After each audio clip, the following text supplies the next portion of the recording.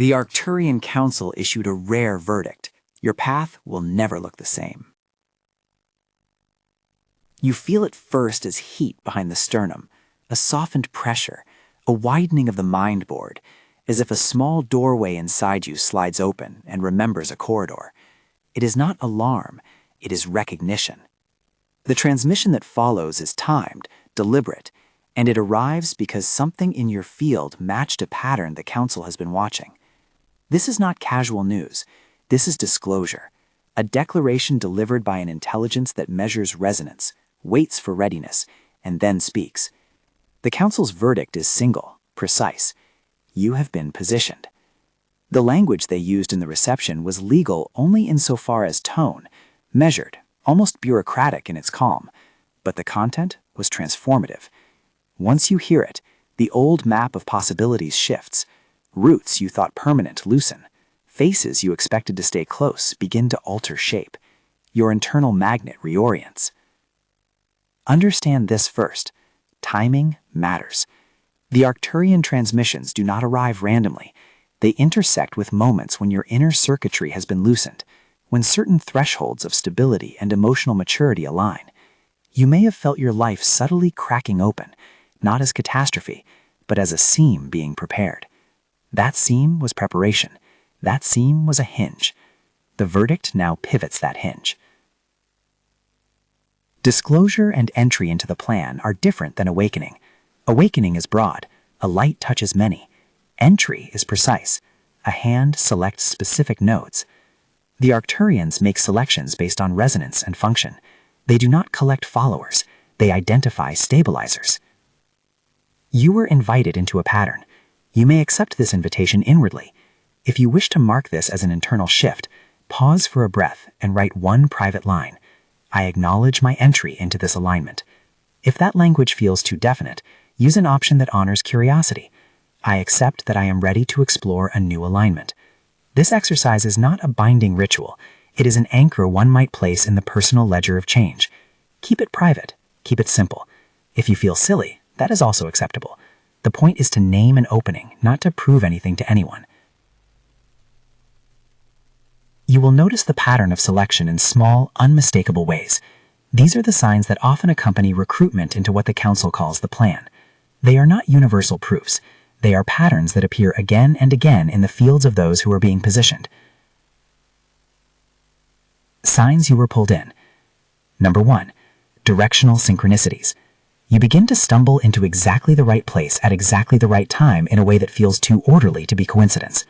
A conversation arrives that clarifies a next step. A train you almost miss contains a stranger with a single word that unblocks a decision. These moments are like waypoint beacons. They align you with a sequence. Number 2. Intuitive pressure.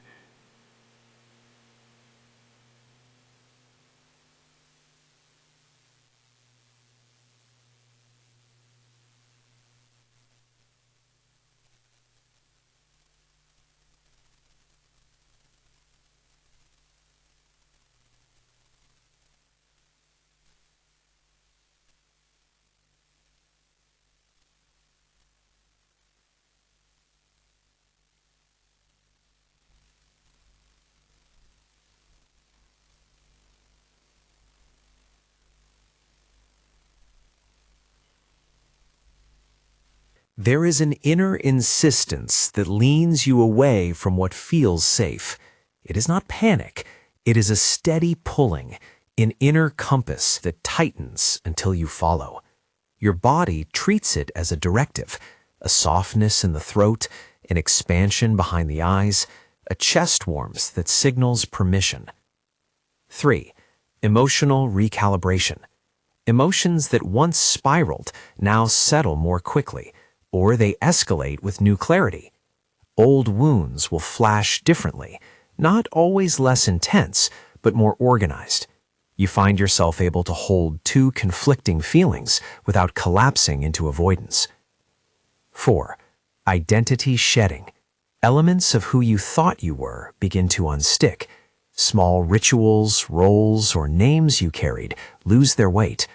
This shedding is not loss alone. It is the loosening of outfits that never fully fit. You do not become less, you become nearer to the shape that can hold the activation. 5. Destined receptors opening.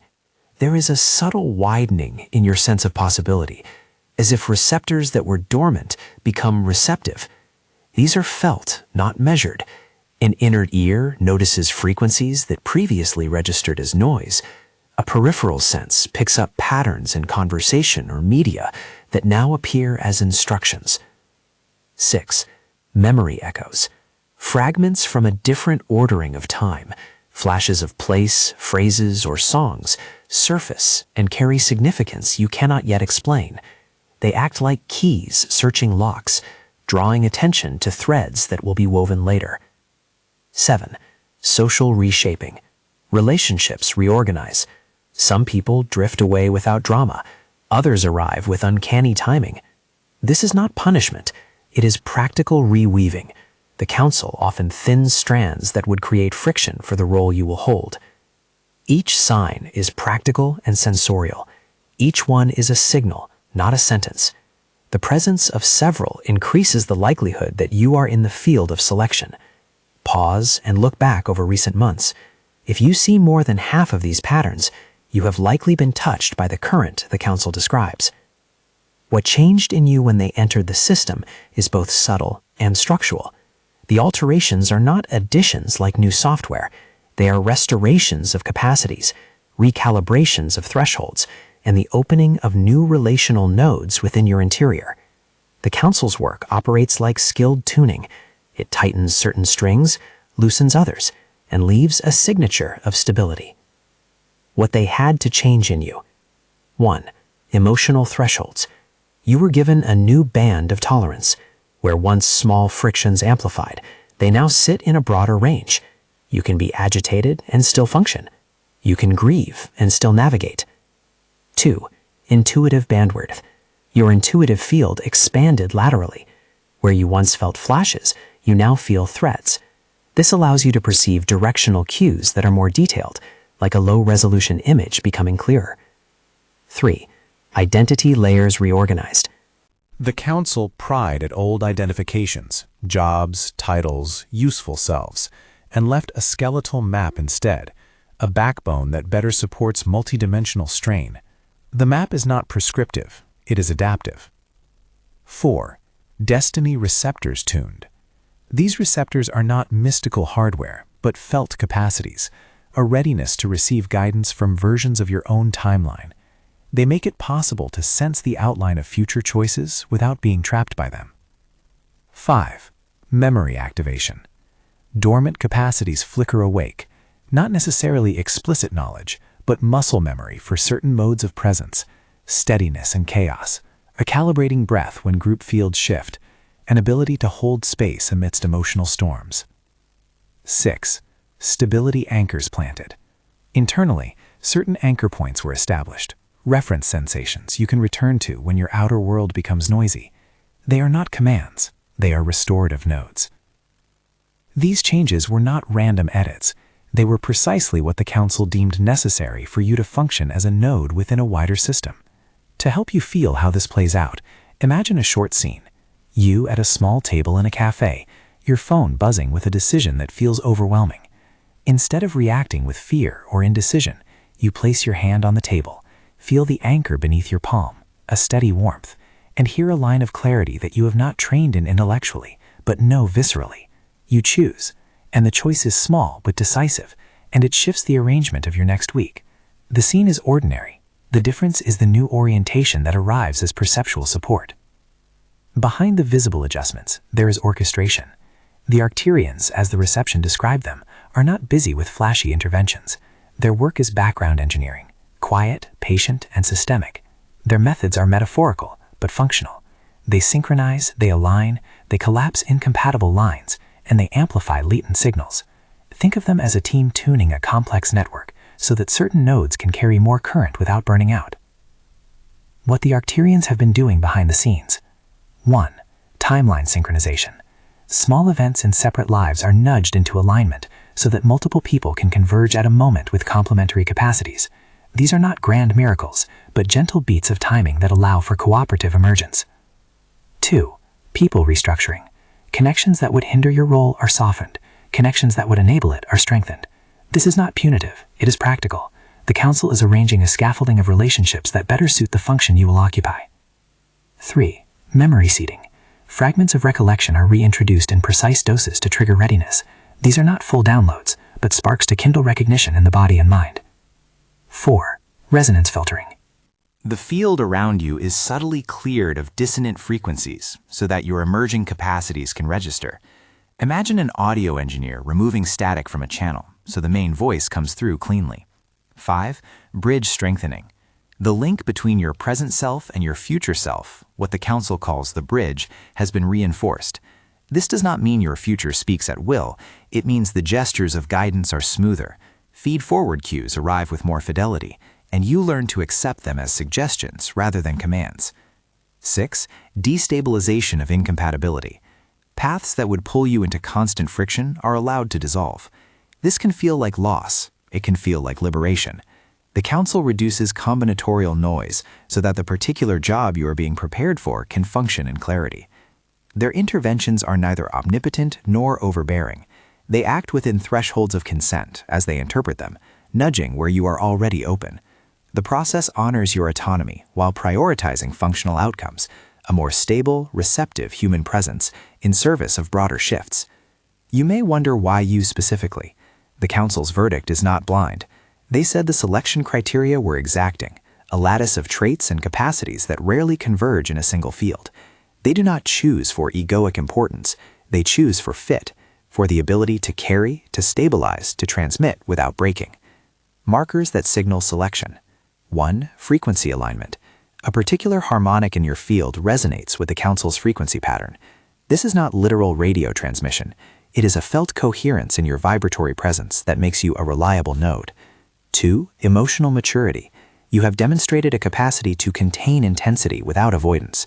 That containment creates predictability in the field, which is necessary for sustained anchoring. 3. Future self-contact. At some point you have felt a nudge, a whisper, a flash of guidance that did not feel foreign. The Council uses these early openings as proof of function. 4. Relational reliability. Your interactions tend to settle rather than inflame. You are not required to be perfect. You are required to be steady enough that others' ripples do not destabilize your core. 5. Adaptive responsiveness. You have shown the ability to shift roles, to let go of a fixed identity and step into different relational shapes.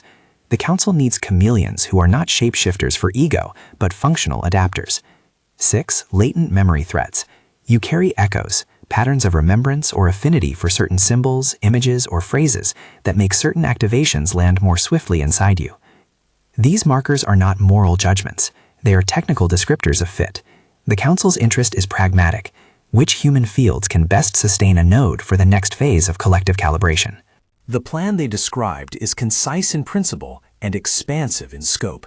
The Council frames it not as conquest, but as repair, restoring intuitive systems, reweaving trust between present and future selves, and creating a lattice of nodes that can stabilize multidimensional perception without fragility. The idea is to seed a network of anchors across the planet, small centers of coherence that will alter the way information flows through human systems. At the center of this plan is a concept repeated several times in the transmission: nodes. Nodes are not leaders, they are stabilizers. They are touchstones that allow a larger field to rest its weight without breaking. The Council emphasized that nodes are practical. They hold steady when surprise arrives. They transmit clarity in noisy rooms. And they create pockets where intuition can be practiced safely. The plan's mechanics are simple in description and complex in practice. They involve reconstruction of emotional systems, restoration of forgotten capacities, and the cultivation of bridges that allow feedback from future self-contours to inform present choices. The Council spoke of this in modular terms: create nodes, restore channels, enable bridges, reinforce stability. How you fit into that plan begins to look like role-based clarity rather than vague destiny language. The transmission translated your function into several discrete capacities. Each capacity functions as a role that is exercised in everyday interactions rather than in grand rituals. You are being positioned as stabilizer. You anchor gatherings, conversations, and processes so that they do not fragment. Your presence reduces reactivity by offering predictability. Carrier. You hold the emotional current of a progression so that others can pass through stages without collapse. This is not martyrdom, it is capacity. Transmitter. You can convey subtle impressions that help others choose with more clarity. You do not control outcomes, you supply higher fidelity options. Bridge. You facilitate dialogue between present decisions and future contours. This is practical. You notice small cues that indicate long-term consequence, and you name them. Receiver. You are a reliable receptor for certain archetypal cues in timing signatures, and you can translate them into actionable language. Anchor point. In moments of high stress, your presence becomes a reference that people unconsciously map to calm. Your body holds coherence. These roles are not titles to be worn publicly. They are functions that appear in the texture of daily life. How you listen at work, how you respond in family gatherings, how you decide in small ethical choices. The Council made it clear that the efficacy of a node is measured in the mundane, in how well the person can sustain presence, rather than in dramatic feats. Timing, again, is central. The verdict landed when multiple timelines and thresholds converged. Your readiness, openings in your social lattice, and moments of planetary resonance the Council monitors. The sense of urgency they conveyed was not alarm, but opportunity. Certain windows yield disproportionate leverage. Being positioned inside such a window magnifies the effect of small, steady acts. There is a quality to this window that can be felt. It is a compression of possibility. Decisions made inside it fold outward in ways that feel larger than their immediate scale. That is why the Council's verdict matters. It marks the moment when your choices will have a different geometry. They offered in the reception phrases meant to help you anchor this truth inwardly. These phrases function like keys to internal language, simple, repeatable, and optional. Use them if you wish. They are designed to remind the system of the decision you make privately. Optional anchoring phrase direct, I accept my placement as a node of stability and service. Optional anchoring alternative, gentler, I acknowledge that I am open to exploring a new alignment. Context, speak or write this silently or aloud only if it feels safe. The purpose is to create a linguistic marker inside your system, a private signal of acceptance. It is not required. If choosing to use a phrase feels pressured, rephrase it into something that preserves your autonomy. I am curious about what is unfolding is as valid as any formal line. You will be tempted at this point to demand proof or to search for external validation. The Council anticipates this. Their work is built around the premise that the clearest validation is functional. Do you find your days arranged differently? Do you notice smaller friction smoothing? Do you feel an internal economy of attention shifting? These are the metrics they recommend watching. There is also a cost to being positioned. The Council stated frankly that functioning as a node requires occasionally letting go of old certainties. It requires refusal of certain safety nets that depend on old identity scripts. The trade is not for fame or comfort, it is for capacity. You are being prepared to bear steadiness, which sometimes means living with less external approval. This is the moment where many people turn inward and ask, what will change externally? The Council declined to promise grand external results. They emphasize the internal. Your system will be more solid. Your relational field will be more reliable. You will have more access to perceptual bridges. External manifestations will follow in varied ways and are not guaranteed. The work is for service, not for spectacle. When you let these realities settle, you will notice an emergent clarity about the kinds of choices that matter now. Small acts of consistency assume disproportionate power. A conversation held with care, a boundary kept, a practice repeated. These become the currencies of influence. The Council's verdict does not ask you to do more spectacle. It asks you to be steadier inside less time. There is more to disclose. The Council's methods of activation, the precise coordination strategies, the ethical constraints they observe, and there are stories of guests and failures, of nodes that burned and others that persisted. But before those details unravel, a question remains poised in the air. How will you answer the first invitations that follow such a verdict? The next transmissions will describe the immediate practical steps that often accompany early positioning, micro-practices that stabilize the receptive field, social calibrations to prevent burnout, and ethical guidelines for how to operate as a node in mixed company. If, in this moment, you feel a convergence, an inner alignment with the Council's phrase, an echo of the signs listed, or a quiet readiness to practice steadiness, then the work ahead will require simple, daily commitments. Those small agreements will form the scaffolding of the role you are being asked to inhabit. In the transmissions that follow, you will be guided through the first set of practices and precautions. They will include exercises in breath-centered anchoring, brief protocols for calibrating with a future self-impulse, and ways to test your receptivity without forcing a leap. These practices are not magic, they are skills. They train the body-mind to receive and to return clarity. Before we move into those practicals, the exercises that translate verdict into living pattern, take a moment to inventory what has already shifted. Look at the signs again. Feel the changes named. If you wrote the one-line anchor earlier, notice how simply having that phrase in your chest alters the inside landscape. If you did not, consider writing the gentler alternative now, privately. I am curious about what is unfolding. This tiny commitment will be the hinge on which the next small practices turn. There is a deeper question woven through the transmission that the Council left almost unstated. Who exactly benefits when a node holds?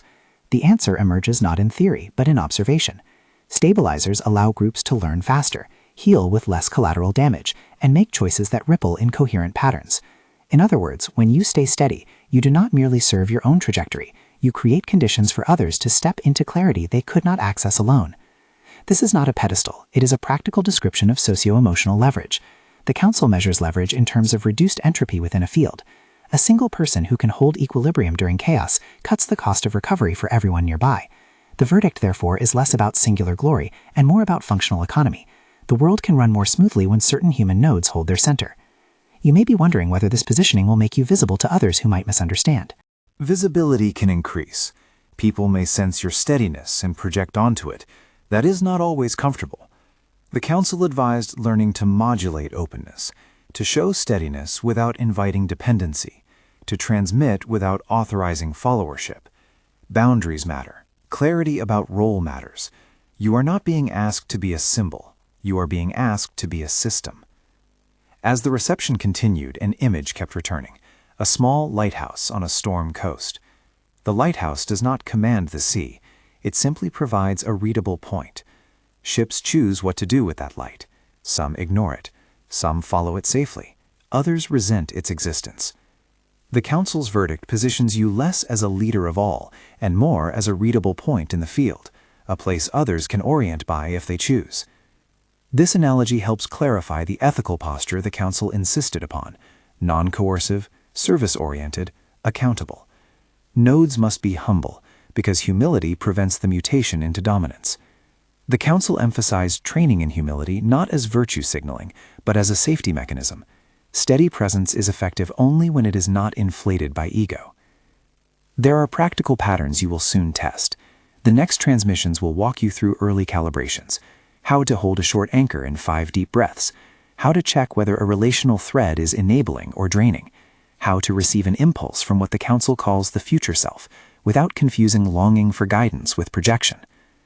Before those exercises, one more cautionary note from the reception. Selection is not the same as immunity. You remain human. You can still be confused, tired, hurt. Being positioned grants more tolerance and perception. It does not grant perfect fortitude. The Council framed this plainly. Nodes that burn out are useless. Therefore, the first order of work is self-care, measured by function rather than indulgence. This means practices that sustain rather than spectacle that impresses. There is an ethical scaffolding underpinning everything. The Council's transmissions asked that nodes remain transparent in motive, restrained in influence, and clear about limits. You are permitted to accept help. You are permitted to decline invitations that would anchor you into roles you did not consent to. Your autonomy remains central. Now, as the reception settled and the initial verdict had been named, the Council moved toward mapping the immediate phases that follow entry. They described 3 proximal stages: stabilization, calibration, and extension. Stabilization is internal, anchoring breath, reference sensations, and simple daily rhythms. Calibration is relational, testing how to hold steadiness with another person present. Extension is operational, applying steadiness to tasks and gatherings that benefit from your capacity. We will begin the practical instructions for stabilization in the next section. They are intentionally short, repeatable, and designed to fit into ordinary rhythms. Before you begin, hold awareness of the signatures you noticed earlier. Keep them as reference points. They will help you assess whether the practices are landing. The verdict has been given. The Council's choice is in place. How you accept, practice, and integrate that choice will determine what your path looks like from here on. The rest of the transmission, the actionable protocols, the precautions, and the stories of nodes that persisted and those that did not, unfolds now, moving from declaration into method. Stabilization is the first practical fieldwork the Council recommends. 1. Anchor the chest. Place your hand lightly over the sternum. Breathe into the space beneath your palm for 5 slow counts and notice a steadying warmth. The instruction is not mystical. It is a bioaffective cue that returns your nervous system to a readable baseline when the room or a conversation begins to tilt. Practice this 3 times a day until the sensation becomes a reliable reference. 2. Short circadian rituals. Choose 3 tiny acts you can repeat at similar times each day. A single cup of tea without screens, a 2-minute window of silence each morning, a brief walk after lunch. These repeated points create structural rhythm in your days so that your interior anchors are practiced in ordinary time, not only in ceremony. 3. Micro-boundaries.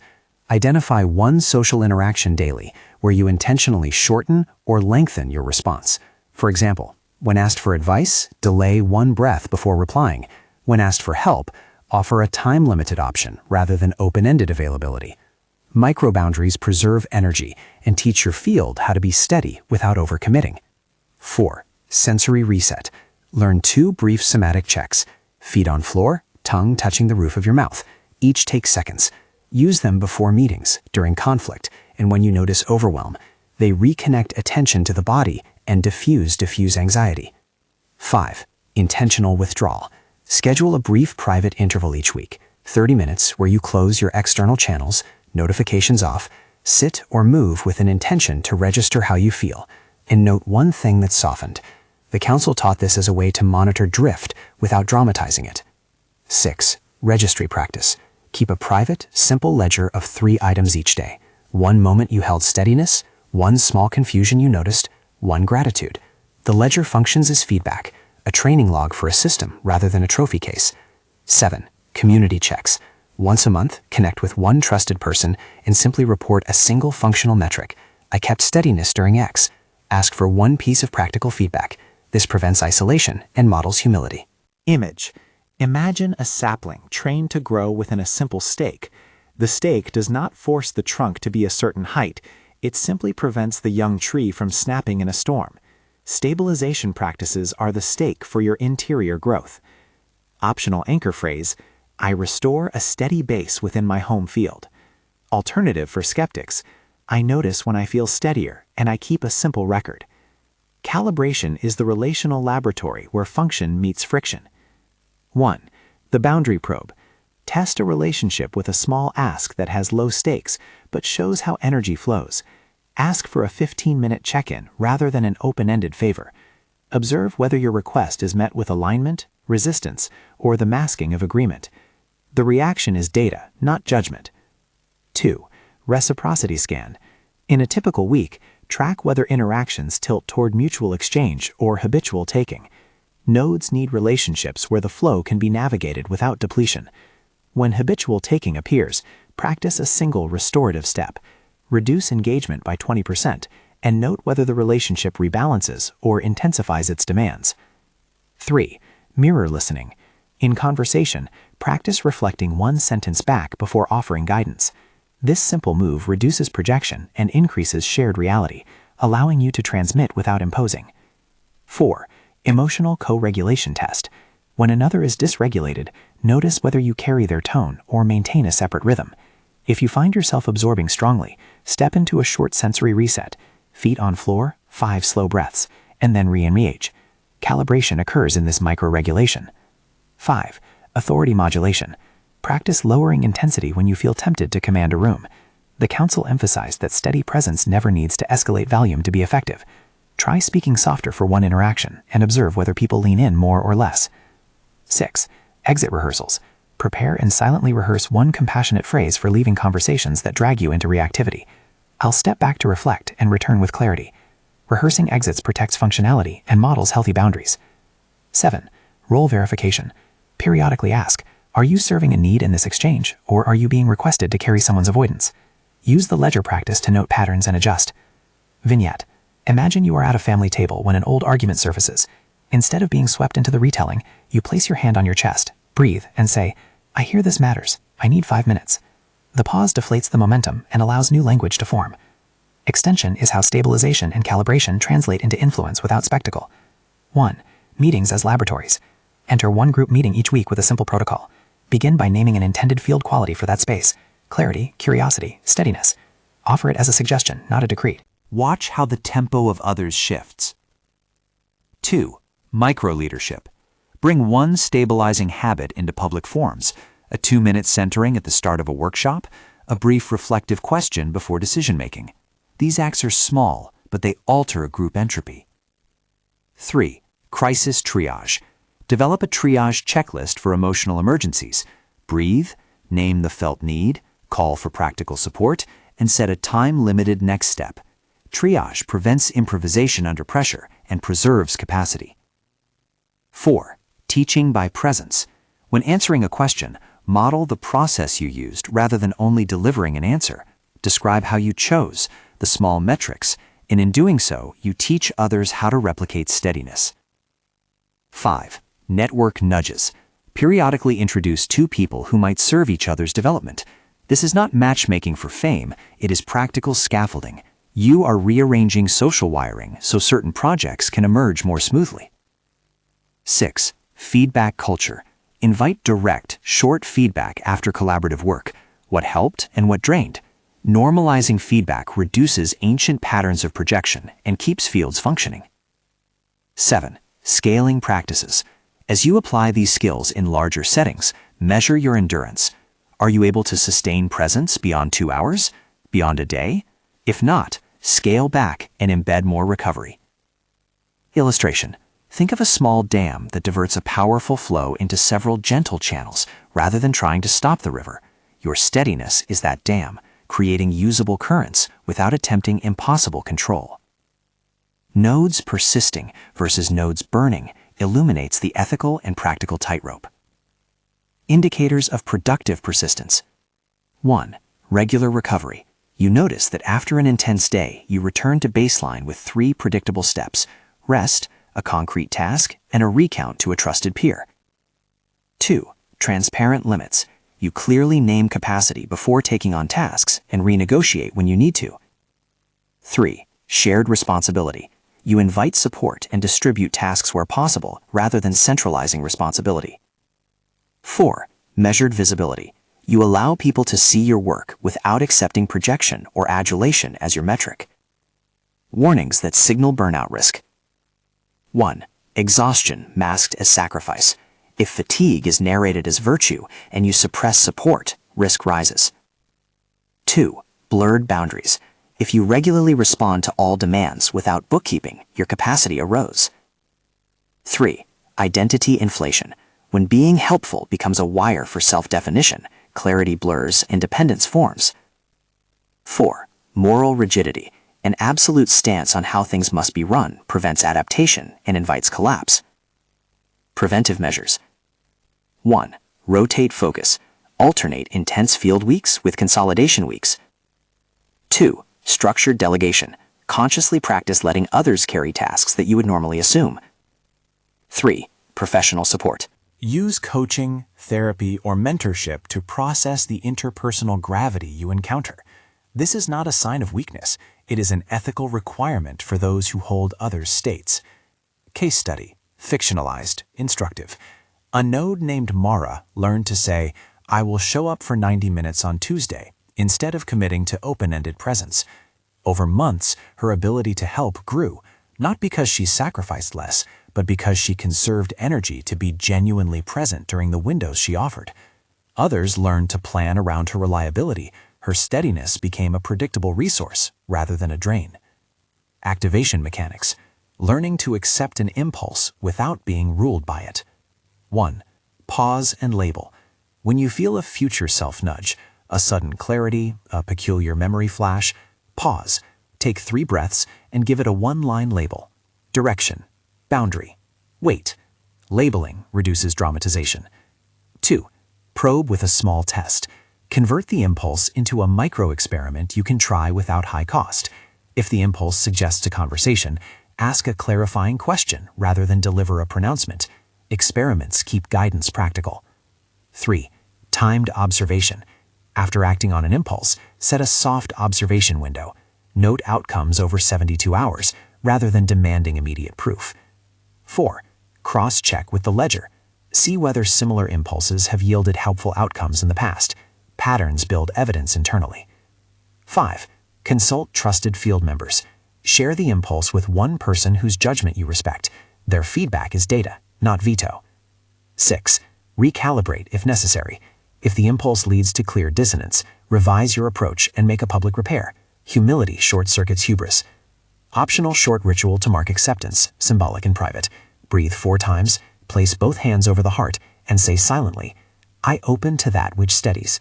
Alternative phrasing for skepticism, "I will notice if this guidance proves helpful." Context. This is a tool to transform a felt nudge into a testable interaction with the world. It does not make the impulse immune to error, nor does it bypass discernment. Ethics and accountabilities the Council emphasized. 1. Consent as principle. Always obtain clear consent when working on another's field. Your function is to offer clarity, never to override another's agency. 2. Transparency and motive. If you are acting from a node purpose, disclose that you are practicing steadiness and request feedback. Clarity prevents myth-making. 3. No guarantees. Ensure people know you are offering capacity, not certainty. Language matters. Say, "This may help," rather than "This will fix." 4. Professional referrals. When a situation exceeds your functional range, refer to mental health or medical professionals. Nodes hold emotional fieldwork, but do not substitute for clinical expertise. 5. Accountability structures. Have 3 regular relationships: a mentor, a peer, and a practical advisor who can call you out if you drift into overreach. Community ethics. Keep a simple code: no isolation of leadership, rotating roles, and shared decision-making for matters affecting others' welfare. A vignette of ethical clarity. A node is asked to help a coworker with recurring panic attacks. Rather than attempting to resolve clinical symptoms, the node offers presence during work transitions, suggests professional resources, and helps the coworker craft a reasonable plan with their manager. This preserves help without usurping professional treatment. Failures and recoveries. What it looks like when nodes stumble and how repair works. The burning node. Symptoms: collapse into perfectionism, sleeplessness, and increasing secrecy. Recovery path: public admission of limits, immediate delegation, and a 2-week recovery plan with enforced rest and professional support. The inflated node. Symptoms: acceptance of hero narratives and growing requests for deference. Recovery path: accountability check, temporary stepping back from visibility, and focused humility practice with a peer group. The infiltrated node. Symptoms: conflation of personal desires with node purpose. Recovery path: pause all node activities, re-audit motives through journaling and mentor feedback, and resume only when clarity returns. The Council highlighted that recovery is possible and part of learning. Nodes are not expected to be flawless. They are expected to be repairable. Tools and micro-protocols the Council provided for day-to-day operation. The 5-count return. When overwhelmed, breathe in 5 equal counts, exhale 5 counts, and state a single word describing your need. This short circuit prevents rumination. The separation line. Before entering a charged space, visualize a thin, luminous line 3 feet in front of you. Let it be a reminder to observe without immediate fusion. The amplification check. When offered someone else's strong emotion, silently ask, "Is this mine to carry for the next hour?" If the answer is no, practice gentle redirect. "I hear you. How can I support you practically right now?" This reduces absorption. The small decision ledger. When faced with a decision that feels oversized, reduce it to a single criterion. What action preserves function for the next 24 hours? Small decisions build trust in your receptors. The gratitude anchor. At end of day, note a small steadying action you witnessed in another person. This retrains attention towards resilience in others, not only in yourself. Stories of guests and failures the Council mentioned were instructive rather than cautionary. One node had a pattern of rescuing and found that their help created dependence. They shifted to offering structured assistance, clear timeframes, skill building, and referral, and over the year the community grew more resilient. Another node mistook admiration for influence and accidentally fostered cultic dynamics. Repair required dissolving a formal role, clarifying motives publicly, and committing to rotating responsibilities. These stories underscore that competence depends as much on process as on intention. A brief ecology of practical heuristics for decision geometry the Council recommended. Prefer small, repeated acts to rare, grand gestures. Value repair over perfection. Measure influence by resilience created, not by attention attracted. When uncertain, choose the action that preserves possibility for others. Assume your state matters more than your message. Activation anchors are offered again now, with context and alternatives. Context.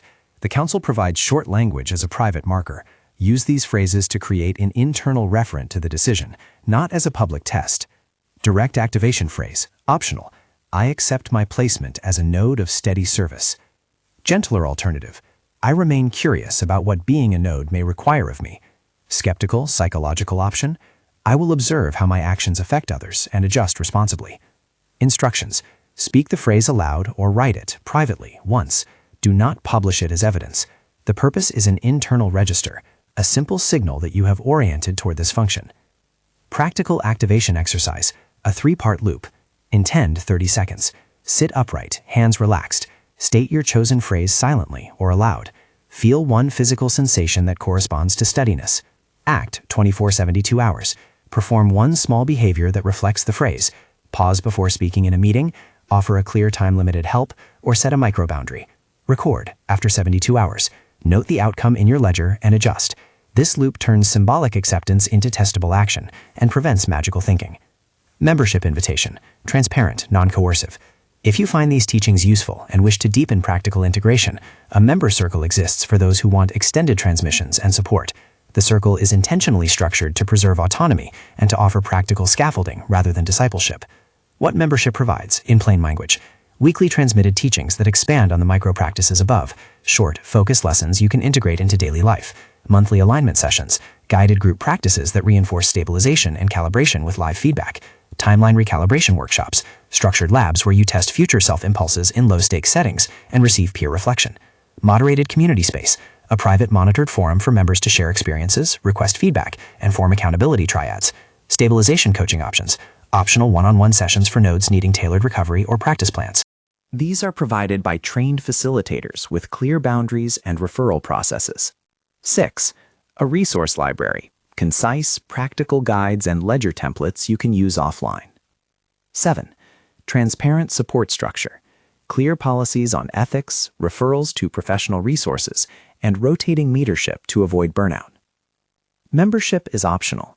It is designed for people who want guided repetition and collective testing, not for those seeking certainty or absolution. Pricing and trial options are presented clearly on the membership page. Nothing here requires immediate commitment. If you choose to join, you will be invited to an introductory session to verify fit and to discuss personal limits and goals. Final CTA. 1. Explicit. If you feel drawn to continue with a smaller, supported circle of practice, consider visiting the membership page to learn more and decide if the structure matches your needs.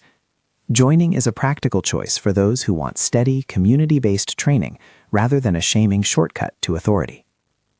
Grounding passage and ethical farewell. Remember that the Council's verdict reframes your path by repositioning function, not by removing human dignity or complexity. Your role will ask for steadiness and humility in equal measure. It will require that you accept help, set limits, and embrace repair when you fail.